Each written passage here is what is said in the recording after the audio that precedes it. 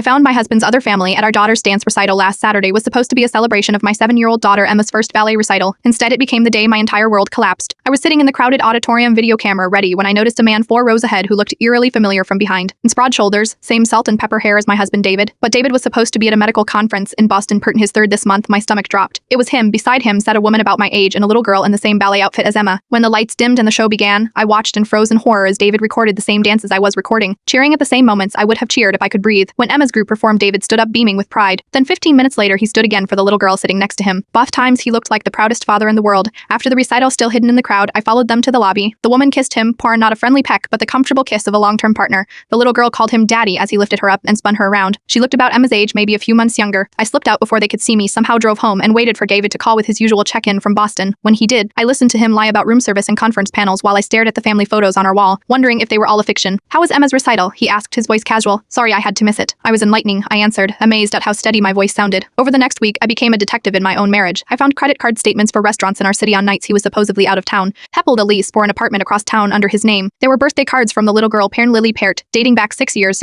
We've been married for 9. I haven't confronted him yet. I am meeting with a lawyer tomorrow, but I've made one decision already. I won't let Emma find out the way I did. She won't watch her world shatter in a public place among strangers. The strangest part, I keep thinking about Lily, the other daughter who shares my husband and doesn't know she has a sister. The little girl who perfectly executed the same dance moves Emma has been practicing for months. The child who is both a stranger and the closest blood relative my daughter has besides us. 2 daughters, 2 homes, 2 lives, all balanced on a foundation of lies that's finally crumbling. I always thought if I discovered an affair I'd feel only rage. Instead, I feel something unexpected, a terrible aching pity for all 4 of us who were kept apart, Perner, and for the one man who thought he could keep it that way forever.